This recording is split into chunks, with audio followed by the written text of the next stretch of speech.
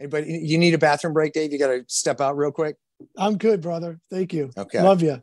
I just look, at the end of the day, man, your comfort is my top priority. I know, man. Thank you. Okay. He's a very needy bastard, Keith.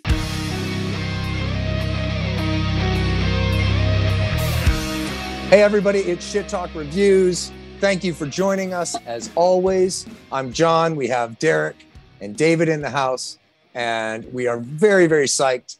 We have a special guest with us today. This guy has been an icon in the Boston area for just about as long as there has been a hardcore scene there. He's played bass and put vocals down for metal, hardcore, thrash, punk, metalcore bands from PanzerBastard, Ramallah, Wrecking Crew, Casket Rats, and is now fronting the powerhouse band Death Ray Vision. And somewhere in there, I don't know when, and we'll have to find out, he actually found time to pick up an acoustic guitar and do some melodic stuff for some audiences as well. So with that said, I introduce you to Mr. Keith Edward Leo Kirby Bennett. Gentlemen, hello. Nice. Hi, everybody. Hey, man. Thanks so much, man. We are real psyched to have you here. We're huge fans of the record. It is a killer.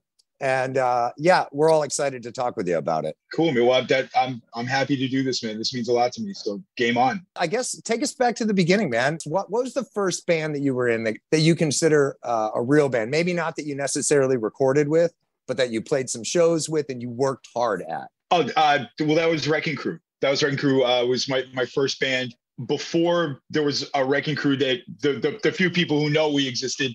Before that, there was a very short-lived Wrecking Crew when me and Ralph D'Annunzio, who was also in what was known to be like the world ignored Wrecking Crew, was we were 15 and we started a band and we called it Wrecking Crew, but it lasted maybe a year. We played 3 shows and like we had one riff songs, and it wasn't any kind of like cool thing like Vaughn or Swans, or it was like we were just trying to rip off GBH, and we had songs were like that was it. That was the song, and we had about seven songs, and that was short lived.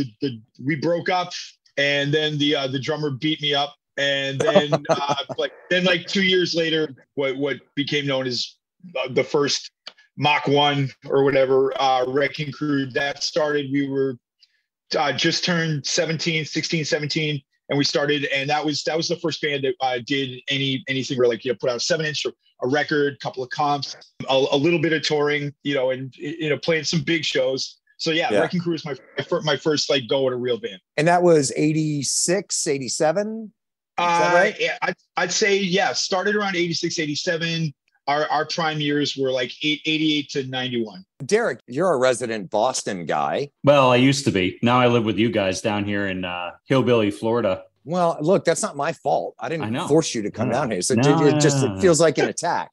I'm saying. Well, I am attacking you. I had to come down here. So listen, now that we're down here in Hillbilly, Florida, I miss Boston. I miss the music scene. I was up there from 99 to 2016. And the question I had for you is, who are some of your favorite bands and what's your favorite experience that you remember from the scene in Boston? Because I don't think that unless you've lived in the area, you really understand how powerful the music scene is there. Oh man. Are we talking like any kind of music, or are we talking about specifically hardcore? Well, we try to go everywhere metal. So let's keep it in the heavy spectrum. Okay. Well, so with hardcore, obviously it was SSD Control. Anything that you hear, the legends are all true. They're one of the few bands that SSD were just gods, but I mean that whole wave of original and hardcore was just huge. There was SSD, Jerry's Kids, Negative Effects, DYS, the FUs, Proletariat, Last Rites, Gangrene, the Freeze. I mean, there were Gangrene. It was just a beautiful time. And the thing is, I am not like first wave. I am not a day one Boston hardcore guy. I'm old as shit. I'm 53, but I came in the 3 to 4 years after that. Like, I mean, I had heard of these bands. I had their records, But I mean, I wasn't at Gallery East busting heads. I started going to shows at the Channel, at the Paradise. My first hardcore show was in 1983. So I was at the tail end. Like I came in right before a lot of the bands started going metal. Like right before, I'd say maybe like the year before. Like when the FUs changed to Straw Dogs, before DYS's second record, right when SSD got Francois, the second guitar player, before they put out How We Rock and Break It Up. Like I came in that period right before the shift. But I was still like growing up in Boston. Boston always had amazing, even our commercial radio stations were fairly groundbreaking. And just being where I lived in the city, I grew up 5 blocks down the street from the Rat in Kenmore Square, which is like our version of CBGB's. I'd ride my BMX bike up to buy comic books at the newsstand next to the Rat. So I saw my first punk rocker when I was 7 or 8 years old. So Boston was always very fertile, and you didn't really have to look very far. Like there was 2 papers. There was one called Sweet Potato, and then later it was Boston Rock. I got a copy of Sweet Potato because there was a picture of Aerosmith on the front of it, and there was a contest to win Joe Perry's guitar. I had never heard of this magazine. I just saw it. It was at a newsstand next to my mother's office down in Park Square, down on Arlington Street, and I just saw Aerosmith. Like I was 7, and I was into Kiss, Aerosmith, Black Sabbath, and Cheap Trick, and I'm like, oh, Aerosmith. And then I get it home and I'm on the subway and I'm looking through. It wasn't just bands I never heard of. These were all bands from where I live and clubs that I would walk by that I didn't even know were nightclubs at the time. So a lot of the people in my head that were rock stars to me were people I could see on the subway. You know what I mean? Like they were very hands-on. So it kind of fostered a lot of that this life was doable. It was attainable. So sorry, I'm babbling. So no, you're great. Sorry. So obviously like that first wave of Boston hardcore bands, as far as shows, think about what was the most rowdy that you can remember, because I got to tell you, when I moved down to Boston in 99, and I grew up in Vermont, and I went to college in Vermont, got a job. And I went to some of the early Overcast shows, some Blood for Blood shows, Slapshot. And it was eye-opening how violent it was. I mean, people were hurt, and the pit kept going. And what's the most rowdy experience that you can remember of the area? Because I think it's amazing. And I will, and I say this to anybody who will listen. I don't know how many times I went down, but there's 10 sets of hands right there to pick you back up, dust you off, and get you back in there. And that's something that I haven't seen in other scenes across the country. Yeah, well, I mean, we're a very Jekyll and Hyde city. We fucking hate you even if we love you, and we'll love you. Well, we won't love you if we hate you. As far as violence and shit going buck wild, I mean, Boston's always had a very, I wouldn't say it was always violent, but it was always real aggro. It was very, very, very physical, very intense. The violence, I think, came in later. You know what I mean? Like it was never. Like I said, I can't speak for that first wave, but even the first wave, like SSD, Alberil, Boston Crew, Wolfpack, they were taking it. Like they were proud of the city. Like you'd go out of town, and I mean, we speaking as a second wave or maybe third wave hardcore kid, we had a reputation, and it wasn't sort of a reputation of being dicks, but it was a reputation of like, if Boston's in that pit, if you're in another city and you're from Boston, you're dancing, people are going to know. And the violence, that kind of came, to me, that came across like, nationwide, obviously stemming on the East and West Coast. I mean, like the East Coast, it was definitely, I think, more of an organic thing. With the West Coast was always weird because you had insane gang dynamic. Like, before there were hardcore crews, there were like real fucking gangs, in West Coast, especially in California, like, Orange County, LA, you'd hear about like, the Lads and Circle One and the Suicidals before there was even suicidal tendencies. But in Boston, I can't think of any one specific hardcore show because, it always was like Boston was it still is, like it's an intense place. So shit was always, if things were going well, shit was popping off. If things were going bad, shit was popping off. Right. It's kind of depended on your mood. The one show that I really will never forget was a show I wasn't even attending. I would have attended if I wasn't working. I was working security at the Channel, a club that's gone now. Slayer were playing they did, I think, 7 club shows right before Seasons in the Abyss came out. They called it a week in the Abyss. And, I mean, they're playing venues they had no place playing. They were like, they could have played easily 10 times bigger venues, and they had been. So this was just like, this is a joke. They're not playing there. It's like, this is real. People were there the night before. But Slayer, that show was the most, actually, there's 2 Slayer shows. There was that show, the channel, Working. It was warfare. Like when I say it was warfare, it was absolutely warfare, because like, as you guys know, most people watching or listening know, Slayer brings out its own fucking breed. Like, I mean, you're going to have the people, the usual suspects, but then you see people you're never going to see unless Slayer plays again. And it's just fucking, the minute those lights go down before they hit the stage, there is a palpable air of violence, a menace. And so besides the channel show where I was, and I'm lucky I was in the barricade, and it was still fucking hairy in the barricade. I had that shit yanked off. I had a bunch of piercings. I had that shit yanked off my face while I'm working. But the other show was Slayer at Axis, and that was a battleground. And there was probably the alley into Axis is where we'd load in and out the gear, and would keep some of the vehicles stashed. That looked like triage. That straight up looked like triage from a war zone. It was fucked.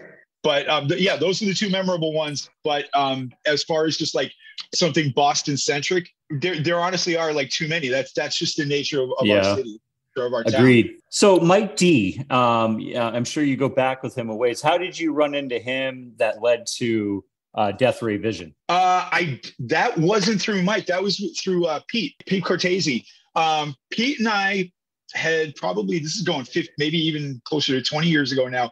In Boston, there had been a tradition for years and years and years, when Halloween was coming up, that guys from different bands would get together to do like not necessarily a tribute band, but like you'd get guys from Convergent Doom Riders with guys from other bands, and they're going to play Danzig 2 front to back, stuff like that. Like they're guys from some bands get together and do Turbo Negro. But like, I mean, it was across the board. Like you had bands doing Maiden, bands doing Mayhem, Priests, like, people covering the Cro-Mags. Pete reached out to me to do Entombed. We did Wolverine Blues front to back. Nice. It was me and him, Mike Hubbard from Warhorse, Zach, one of the other original guitar player from Death Ray, Kevin Smith from a band called Caro, and we just had a fucking blast. Hey, Keith, that was one of my questions for you. Do they still do that Halloween thing in Boston, or is that over now? Or not too much, man. It's the dynamic in Boston has really, really, really changed. It is like, and I know across the country, between gentrification and then Live Nation just really stamping things out. There's really no middle ground anymore here for mid to small size venues. You're basically looking at basement shows, hall shows, or Live Nation Clear Channel venues with the smallest holds 900. There's really not that, I don't want to sound like some a cranky old man, but it's true. Like that culture that could sustain that, it really isn't here anymore. It's still out there in Worcester. Worcester is a really strong scene, strong independent scene, and the Halloween covers thing is always happening every year in Worcester. How many fucking great musicians came through that Halloween tribute band stuff that you saw? That must have been insane. Well, it was, but it was, you don't look at it in the moment. It's just fun. Do you know what I mean? Because it's just, you get a chance to jam with people that, you might not necessarily have known, but you always thought they were great players. And it's like, holy shit, this is, there'd be one guy in charge. I mean, it's not like this was an organized thing. Like there'd be a meeting and you're going to get this and you're going to get that. But, it was just what we all did. But, as with any band, cover band or not, like there's going to be one person who's the mover and the shaker, the catalyst. And, when somebody would reach out to you and like, oh, who else are you thinking of? Oh, I got this guy's got no fucking way. Are you kidding me? What if they say yes? And it was really fun to like see what would happen, like what people would come up with. And it was also nice to just not have to worry about anything, that it was like you were off the hook. It wasn't like, like, well, fuck, it's like, well, their set's running late. And, it's like, well, fuck, we have no room to set up merch. Like all that petty bullshit. It was one night. And it's also, I mean, like, dude, if you're a metal or a punk, Halloween is the greatest night of the year. So if like you got the greatest night of the year happening already and you get to do that, it's like, if you're being an asshole on that night, or you can't have a good time on that night, you shouldn't even go outside ever, man. I would be curious to see how many bands formed out of that. How many guys actually got together and went on to form some bands out of that jam session. I not directly, but I mean, they're definitely. I mean, I can think off the top of my head at least half a dozen that, you know, people got together initially through that. I mean, fuck, I wouldn't be singing for Death Ray if it wasn't for those Halloween gigs, man. Yeah, it's crazy. So how did it go? So Pete reached out, and then what was the path from there to get you where you are now? So when he reached out to me, how much of this backstory do you know? Do you know about like that I didn't know it was Death Ray Vision? Yeah, I read that. We knew that. Yeah. So Pete called me, and he was like, "Hey, I know you have a million things going on. How do you feel about 1,000,001?" I'm like, "What's up?" He's like, "We're looking for a singer." Actually, I think he might have even said, "I'm looking for a singer. Got a bunch of new songs.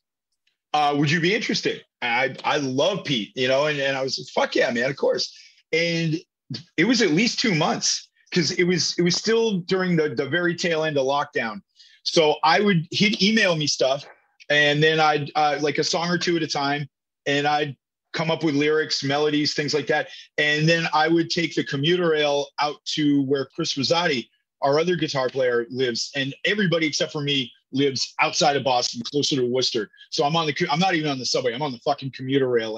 But it was great because I could just sit there with my earbuds and a notebook and, you know, just work on things, you know, not cram, but like just refine shit and go over, even make use of my time on these long commutes. So I'd get out there, and Chris has a studio in his house. You know, technology is great now. I mean, we're doing this, you know, everything can be done on a box this big. And Chris has a great setup in his house. And I would go in, and I mean, not only is he technically brilliant, but he is just an absolute genius with vocal melodies and harmonies. And he just really, like, you know, would offer me suggestions and like give me a lot of valuable input. And you know, it was working. And so, you know, I'd go out there on a weekend, like they did send me something, and then they'd give me a week or two to work on it. Then I'd go to Chris, we'd record it, then he'd send it to the guys. I'd get notes. This, you know, this works. This doesn't. We like this style. We're thinking more this. How about this? We'd go back and forth. And then, you know, as soon as everybody was happy with what I was doing on one particular song, we'd move to the next, And probably 3 months into it, I knew this was basically like a working audition. And then Pete, you know, one conversation, he's like, "So what do you think, man? How do you feel about being the new singer for Death Ray?" And I was like, "Dude, I don't fucking know, man. I don't know if I got the time." "What do you mean you don't have the time?" I'm like, "Dude." So because I have another band that I'm doing simultaneously with Death Ray's hard rock band called Casket Rats. But I was doing that.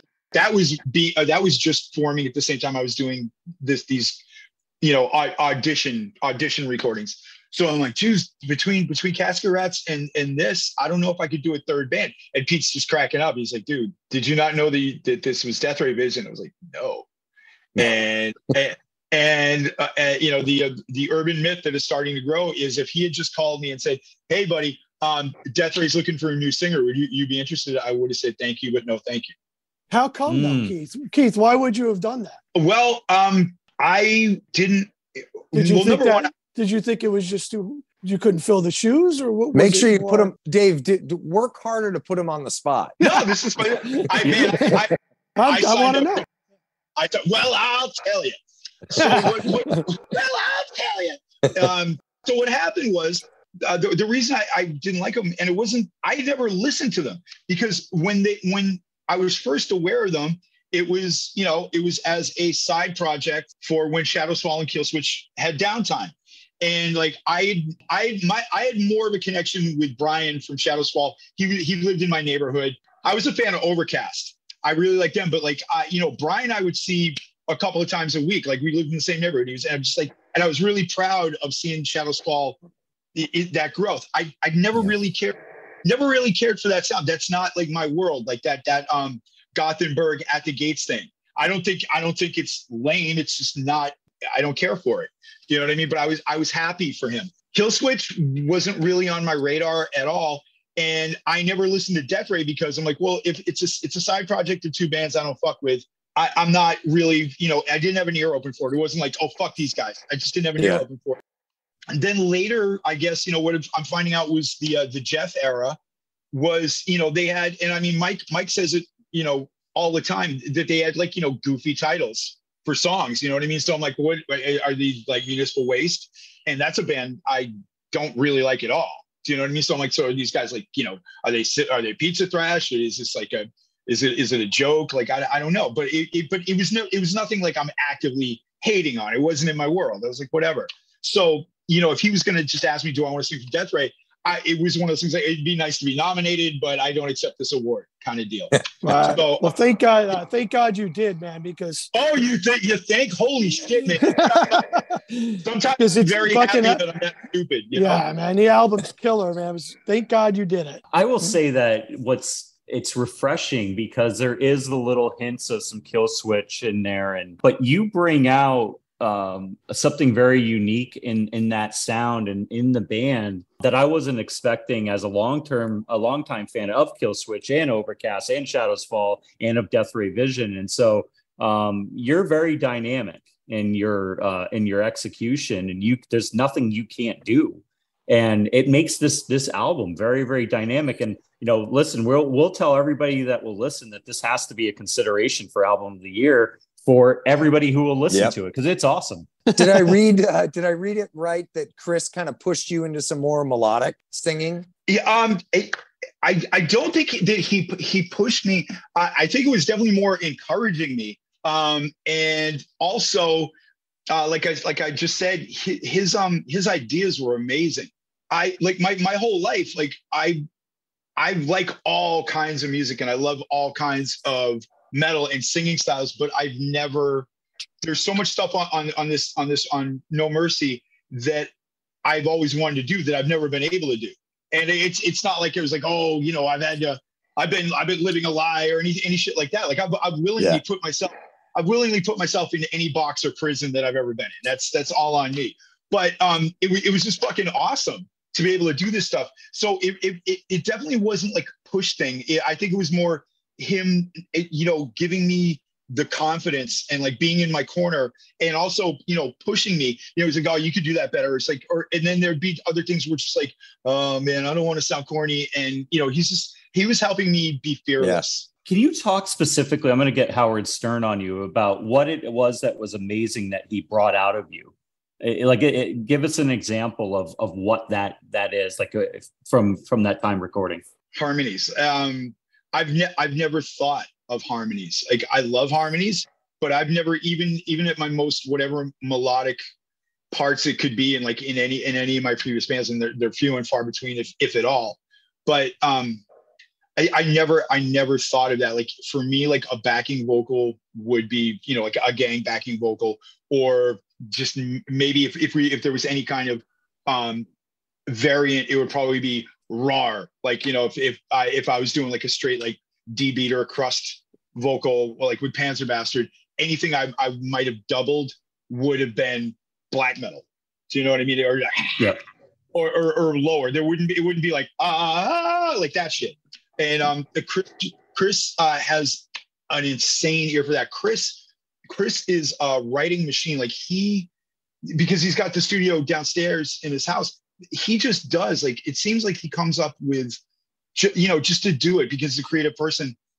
Every week he'll just like, and it'll be a genre, even things that like he's not necessarily like about, but he just wants to do it to challenge himself as a musician. And he'll do everything. He'll do programmed drums, keyboards, and like layered vocal harmonies, and they're amazing. And his ear, like, it was nice having that, not only a skilled extra set of ears, but a set of ears of somebody who's also in my corner, who saw stuff in me that I wanted to do. I was hoping I was capable of, but I was, scared, like, or unsure of, and that's what Chris did.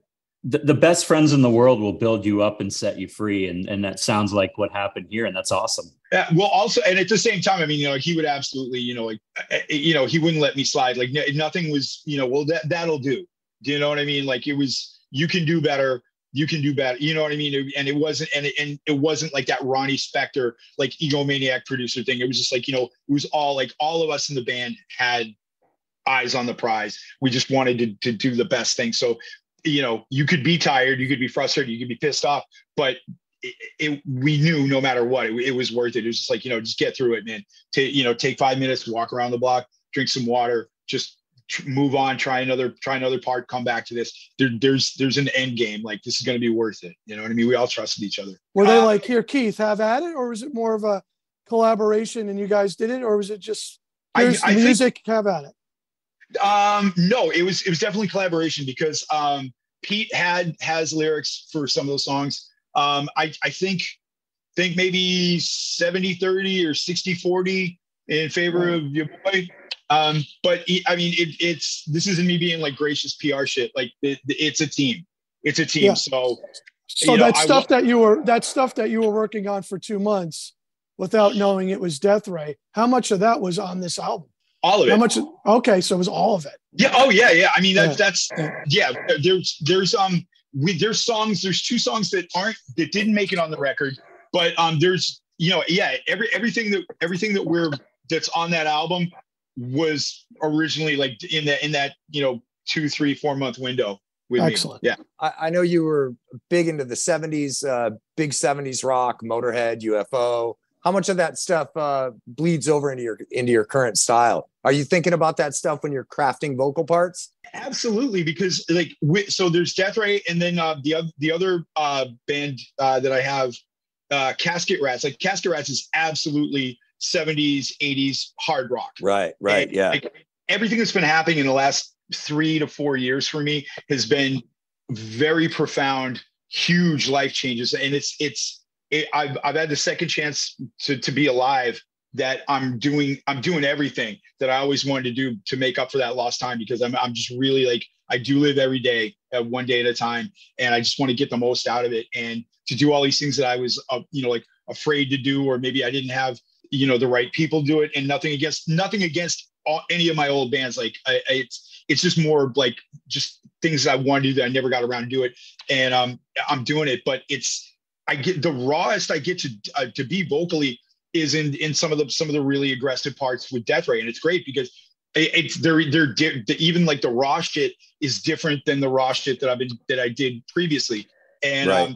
Casket Rats, like, so with Casket Rats, it's all Ian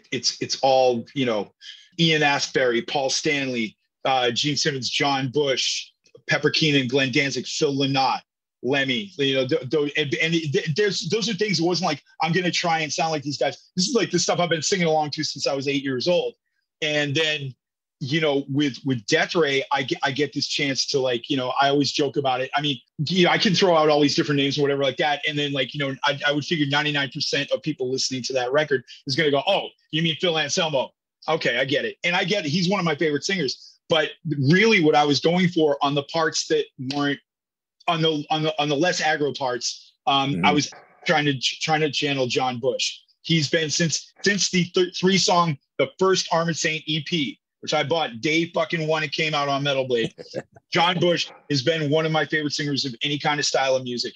And when I found you guys and watching that episode, and to hear you guys talk about John Bush, and to talk about, like, Anthrax Sound White Noise, I was like, holy fuck, these guys get it, man. It was like that yeah. Honestly, that meant like so much to me, because like that's what it was. Like, it was be like, what would John Bush do? That was my, my watermark for the things I was trying. This is the happiest moment of my journalistic career.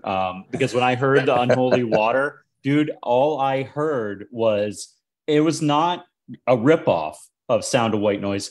It was an ode. It was taking little samples of it. And I mentioned it. I think, John, you were there before we did the podcast. I mentioned it to you. And I said, I can't put a finger on it. I don't know what it is. And then it hit me. It was Sound of White Noise. And I played it for John in our office.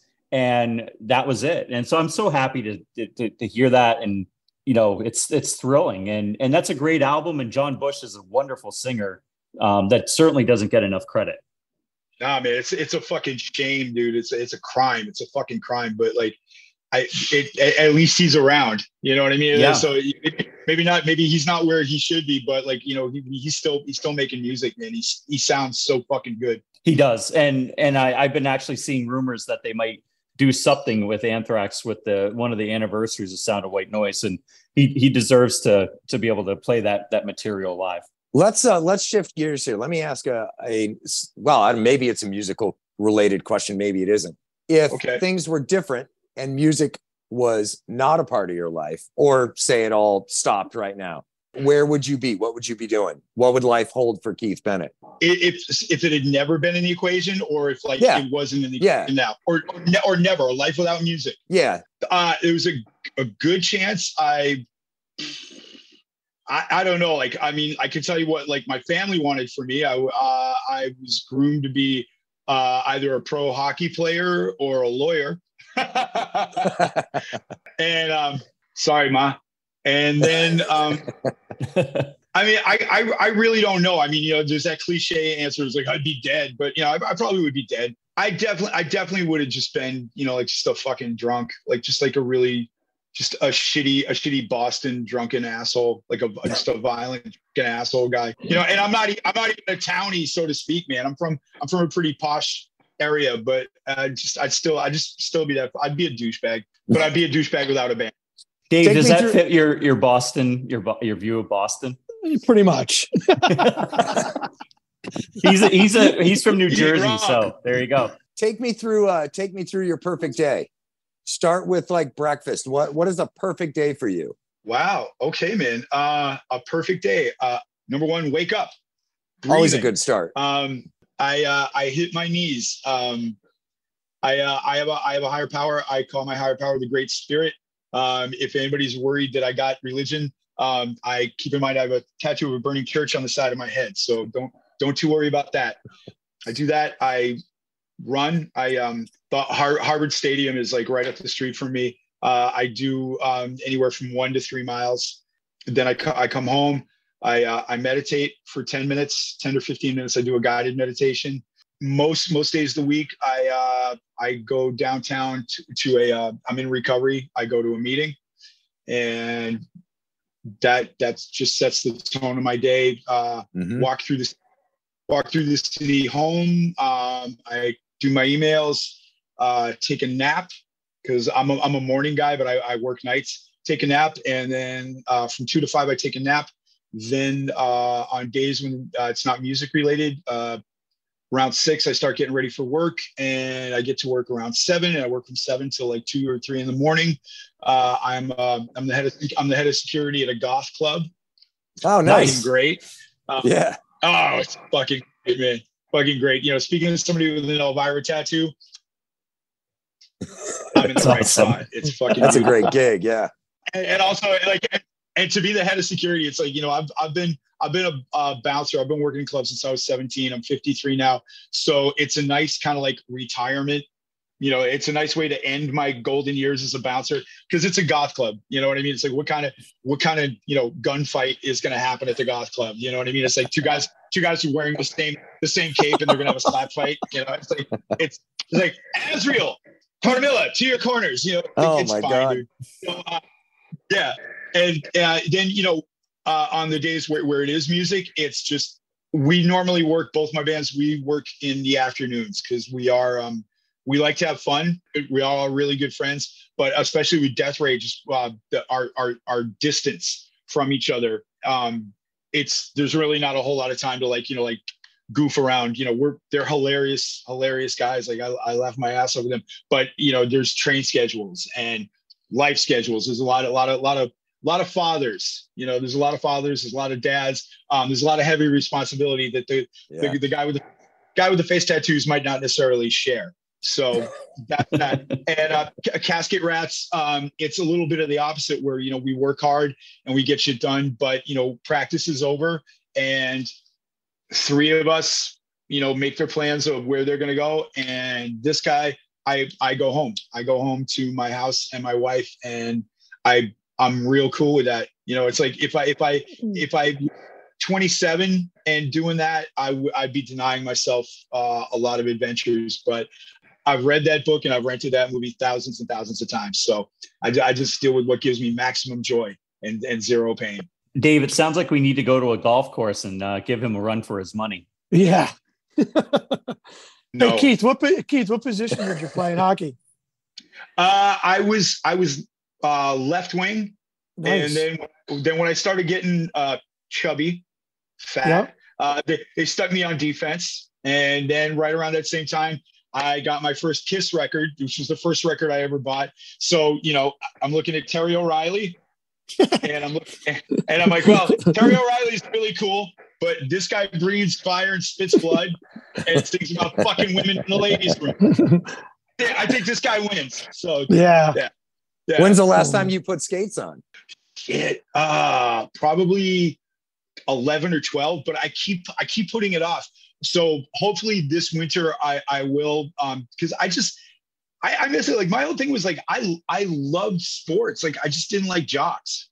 You know what I mean? Like I think I hear that a lot with guys in bands, that it wasn't so much like, like sports were fucking fun. It's just like I hated the jocks. And also like growing up down the street from Kenmore Square, like, I could walk to Fenway Park. I could get to Fenway Park in 10 minutes. And it was awesome. But then 12 started dipping my toe and hanging out in the hardcore and the punk scene in Kenmore Square. And, being 12 years old and you just seeing, you want to talk about violence, man. There was so much shit going on because that's where we'd all hang out, in front of the Rat, in front of Pizza Pad and Nemo's and Nuggets Records. And, before and after the Red Sox games, it was just war, because the Kenmore Station T stop was right in front of the Rat. So you'd have thousands of these towny and suburban fucking douchebags pouring out. And, there's anywhere from 5 to 50 of us out there. And it's like, yeah, you fucking queer, fucking freak, fucking, nice fucking, and it would just be on, you know what I mean? And so it's like, that just it would absolutely, it's kind of the thing where you hate a band because of their fans. It's like I was hating sports because of people going to see sport, like the people who go to see sports, that culture. I fucking, yeah. Especially hockey when you're a kid, because I played. It's a fucking dog and pony show. The parents fucking ruin it for everybody, especially in that sport. They're all nuts. Yeah. Here's a question for you. We are more than likely going to be hopping a plane and coming up to Boston for your show in September. Awesome. Can we get skates on you and Dave and let the two of you go at each other on a rink somewhere? I don't know, because our boy Dave, he contends that he plays hockey, but we have no evidence of this. Man, I'd be down. I mean, dude, I don't want to drop the gloves, man. Yeah, Keith looks like a grinder, man. He looks like he'd fucking take me out in the corners or something. So I don't know. I don't know. Listen, I would love to do that, because I was gonna say, if you guys come up, man, like I've never, growing up here, like I've never driven a car in my life. But like I love taking people from out of town. I love taking people on my little, my own walking tour of Boston, man. Like bring all the few record stores that are left. Like I can show you cool spots. Boston's a beautiful city. It's a walking city. There's a lot of people stuck here, and it's getting gentrified, but there's still a lot of beautiful stuff. I'd love to take you guys around. And that would be awesome. Yeah. And listen, Dave, if you're down, I'm down. I think that would be hilarious, man. To just throw some skates on and kind of pass the puck around. I'd be up for that in a heartbeat. I'd be an honor to do that with you for sure. Same, man. Fucking same, dude. All right. I have some buddies in the area. We will get some ice time. Fuck yeah. Awesome, man. Last question, and then we can let you get on with your day. What do you have coming up? Is there anything that you can reveal in terms of touring, anything that you've been recording, anything that we have to look forward to? No. Okay.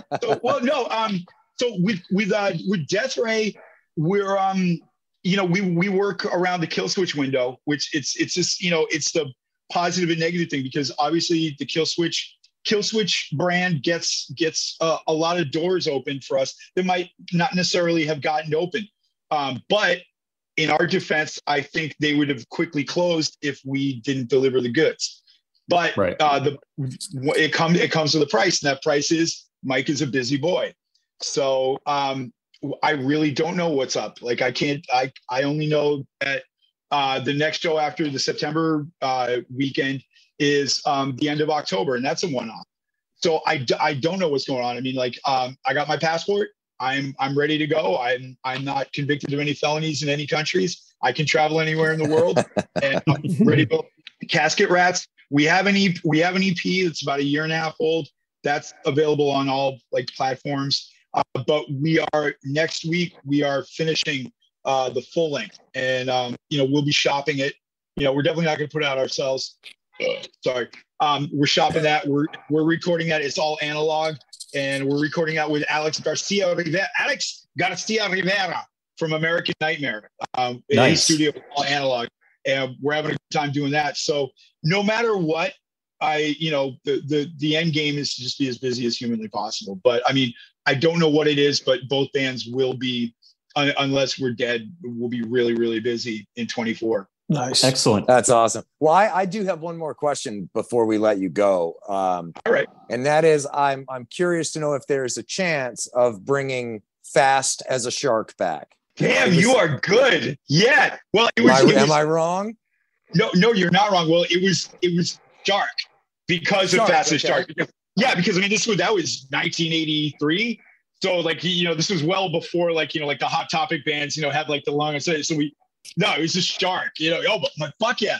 I actually was talking to the Death Ray guys about covers, and I mentioned Fast as a Shark. Like we talked about Only Living Witness, Fast as a Shark, Agnostic Front. Yeah, I mean, so obviously, like I'd rather do like original stuff, but like that is definitely like that is definitely like not outside the realm of a possible thing happening, man. Very good. Yeah. Oh, and again, I hate to keep saying there's one more, but I was curious what your musical guilty pleasure is. Do you have any? I want to say no. I'm proud of like everything, but the one that really I get the most shit for is Him. I fucking love Him. I just fucking love that band, man. Love that band. I have way more belly than abs, but I have a heartogram. I have a heartogram tattoo on my gut, like, and it's right below my agnostic front and Venom. I got Venom, Sam Hain, agnostic front, chroma, and then right below that is my heartogram. So that kind of sums up me. Nice. Well, hey man, cannot thank you enough for coming and hanging out with us, man. This has been a real treat for us. No, me too, man. And like, honestly, stumbling upon you guys was a very, very happy accident. And I really, and I know I speak for everybody in the band, really, really appreciate the fact that you guys like the record, and your support means so much, man. We love it. I'm a huge fan. I'm a huge fan, Keith. Love it. Love what you're doing. Love the band. Your fucking vocals are amazing. And I wish you the best. And I can't wait to see you guys live. Cannot wait. Well, I hope this is really gonna happen. You guys come up and like, because we got enough going on here in the city that we can make you stay a really fun, really like well-rounded shit, dude. I think we'll have a fucking blast. Well, hey man, I hope you have a great rest of your day, a fucking fantastic weekend, and look forward to what's coming next from the band and seeing you guys up in Mass. All right, I'll see you in Boston, motherfuckers. Thanks, Bye, guys. Appreciate it, man.